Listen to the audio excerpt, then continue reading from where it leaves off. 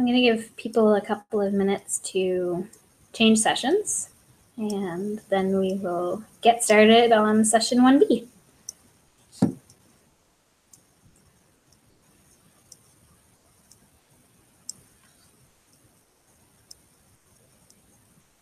Hey, hello again.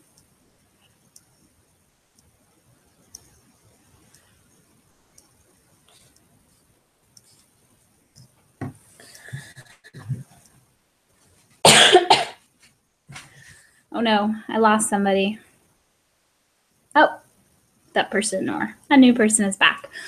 All right, so session B is a little bit about other tools that you can use. In session A, we talked about Edpuzzles and HyperDocs and station rotation. And those are three real pinnacles in my classroom. They're things that I use almost weekly, maybe even multiple times in the week. And for my students in particular, they find it helpful. At first, I was worried it was going to be boring doing the same type of thing, like a station rotation over again. So doing it on Monday and then doing it again on Wednesday. But it really helped to do it multiple times because now students know what to expect. They know that when I say we're going into stations, that they're going to be working with new people, that they're going to get a chance to work one-on-one with me, and they're going to be using the computers for a little bit. So don't be afraid to try something in your class multiple times. It might go horribly the first time, but it's important to persevere and try again. And with station rotation in particular, it's going to be really helpful that you'll be working in a class with a teacher, a Canadian teacher. So they'll be able to help you, they'll give you ideas, and they'll know the students. So they'll know what might work best and give you more ideas. All right, so one of the things that I want to remind you of is the educator homepage. So I'm just going to share my screen with you so you can see what I see. The educator homepage is a really great resource for anything Google. Here's the educator homepage. There's lots of stuff on here, and I was talking to Kimberly today, and she said that you're going to have access to this information until the end of your practicum. So you'll be able to, if you need more time to look at things and look around, like the secondary subjects page directory is a HyperDoc. So if you program, for example, which is ELD, we have a whole bunch of resources here that are useful for teachers teaching ELD. So I would suggest going to this subject area, if you haven't already, and looking at the resources for your particular subject area. So just in case I click too fast, I clicked on this button here. The other thing that I wanted to show you, and I think it was shown to you already, but our technology-enabled teaching information is all here. So I'm going to click on all of it, just so I can breeze you through it. But this is going to be something that you're going to want to peruse on your own time. The Teaching Online Resource Center is probably the least applicable for you because chances are you're going to be going back to Spain and you won't be teaching online in our board.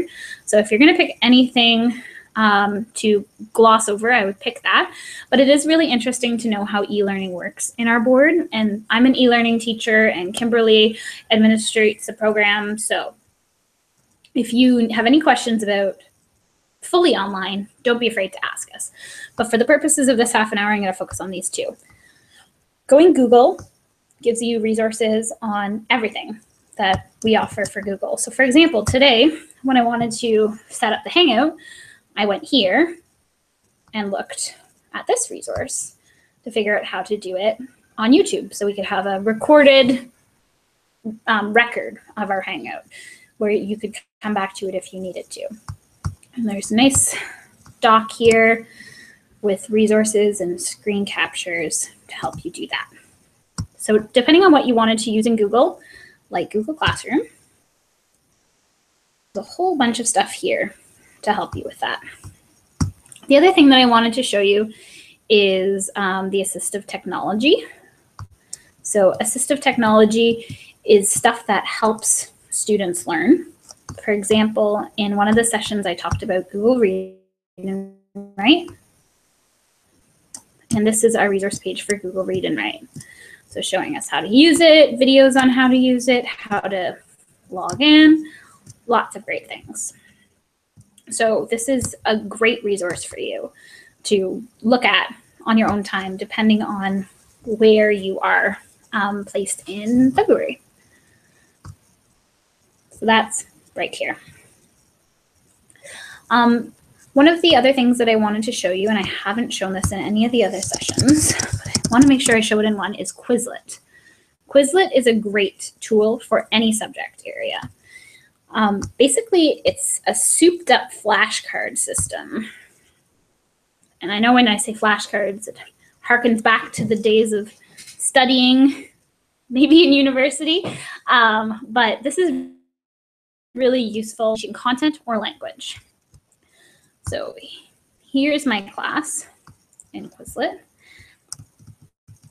And basically what I do is I either make or find things that I'm working on. So you don't have to make everything yourself. For example, right now, sorry, we're working on this class. So you can see here, I've got the English word and then a picture. Listen to this word. Desk. They can. If I want to edit it, I can. If I wanted to add a definition or something here, I could, but since my students have such limited English, I haven't. So you can add examples as well. And students can study it. So I'm going to show you another one. One that maybe has sentences in it, just so you can see what it looks like. So this is one that I found. I haven't made it. Lots of people, so yourself, you can find a lot of stuff and make a copy of it. Here we go. So we have, this is about past tense verbs. So here's the present tense, here's the past tense, and here's an image. And if students want to practice this, there's a bunch of different ways they can do it. They can click on the Learn function. And it's going to ask them questions, and it's going to repeat information that they get wrong. So for example, maybe there's some multiple choice in there.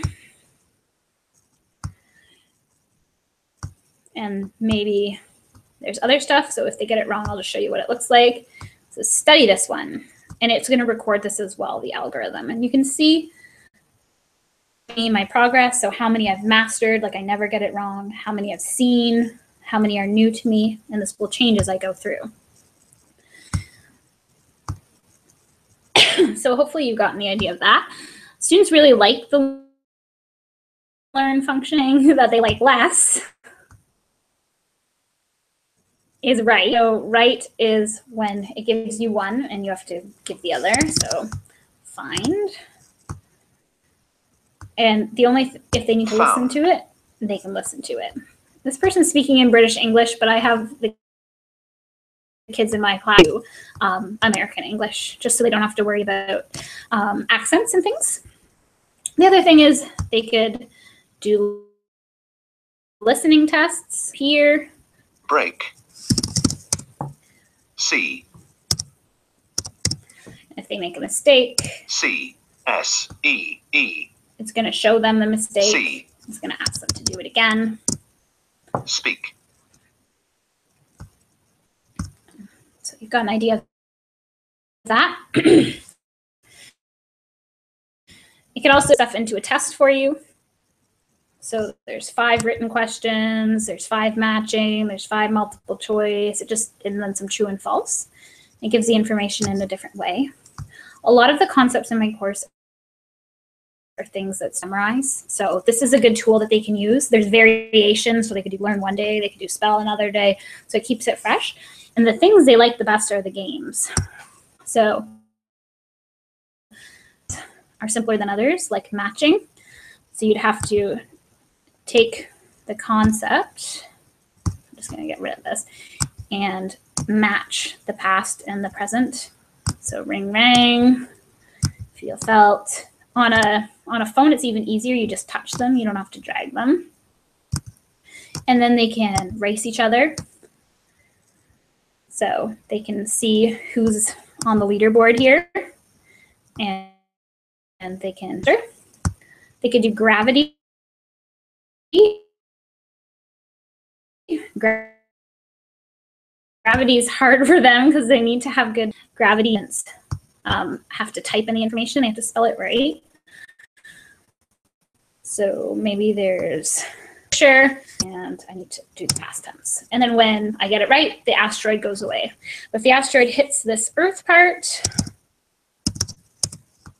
and I'll let the next one, you can change the speed as well. So you can make it go faster. You might think this is too slow for your students. So if you want it to go faster, it can go faster. I just have the settings set up for slow.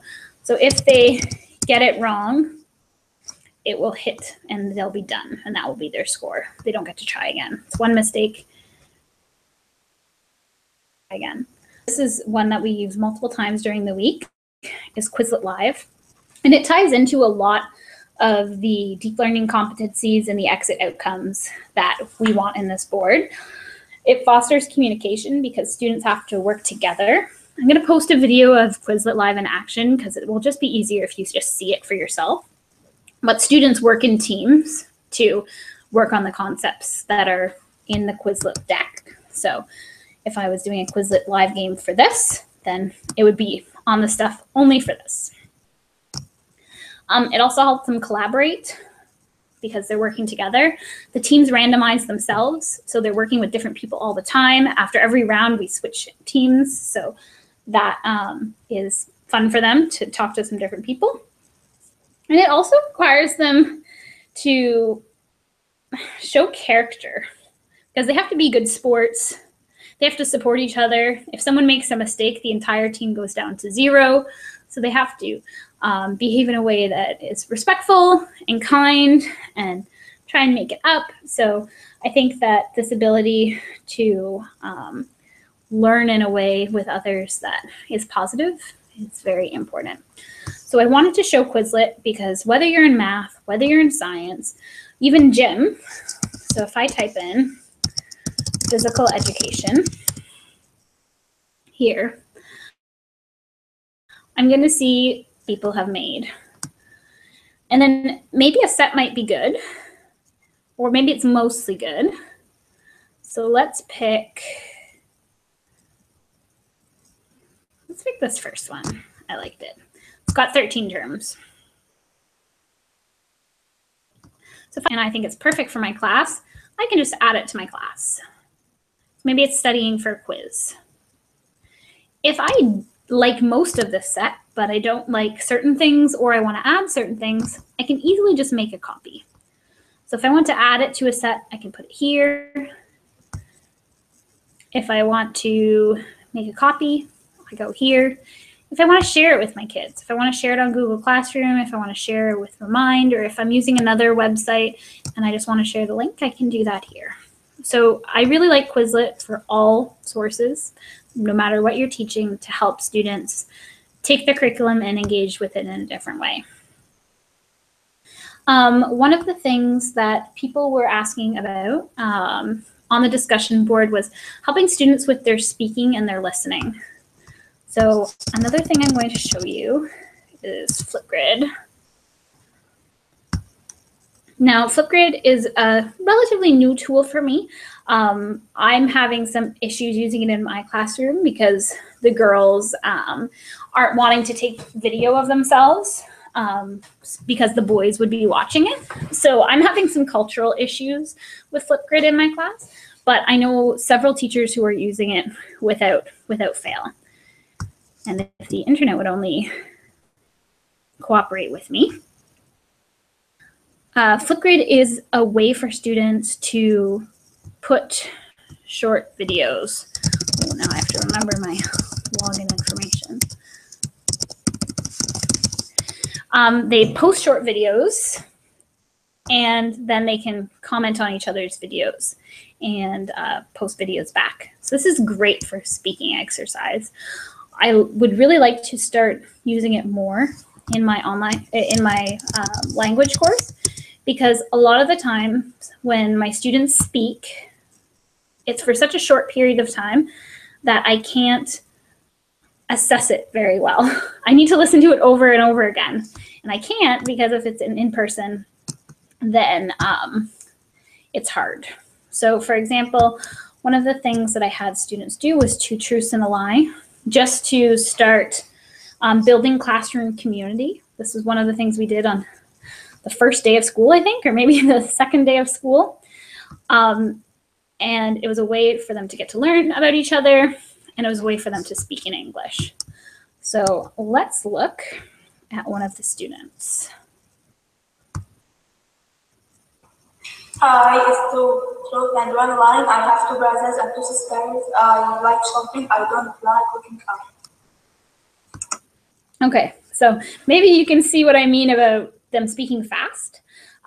So if I was trying to mark that as a teacher, it would be very hard for me, because it happens so fast. I can't listen for grammar and listen for her saying the words in English right.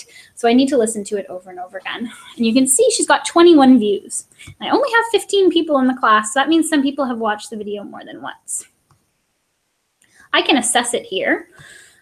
So if I wanted to give her a 5 out of 5 for performance and a 3 out of 5 for ideas, I could do that. I could give her feedback right in here too, which is very cool. And that sends the feedback right to the students. Another thing that I can do is I can order the students. So you can see I have these ones starred. These were ones that I showed the class as exemplars for things that they did well. Other things the teachers or the students like is they like, you get to, I can't get it. You get to come up with like a profile picture. You can kind of see me here. I've got like a wow, I've got a mustache and a beard. This person has a beard and sunglasses. She has hearts. Farah has mustache and a beard. This guy has a hat. So they like playing around with it. It's fun for them. And they can react to each other. So you can see, let's go to Kezia's here. It says that there are 5 reactions. And then they could also reply to each other. Now, the reply part, it was harder for them, but it's would be, but if the replies were here, you could be able to reply yourself, like, I think your lie is, and students can reply to each other as well. So for those of you who are wanting to engage your students in a fun way, the cool thing about Flipgrid is I think it's only like maybe a minute max of speaking, or maybe it's a minute and a half. So you're not going to have long drawn out videos, and you can have discussions back and forth. Another thing about Flipgrid, if you're having issues with students recording themselves, you could always get them to turn their webcam off and just record their voice. So this is one thing that I'm going to try in my course, because the video thing has been a little bit challenging, and I want the students to buy in and enjoy what we're doing, not just do it because I'm making them. So there are options. And so Flipgrid is a great tool to either talk about something that you've learned in class.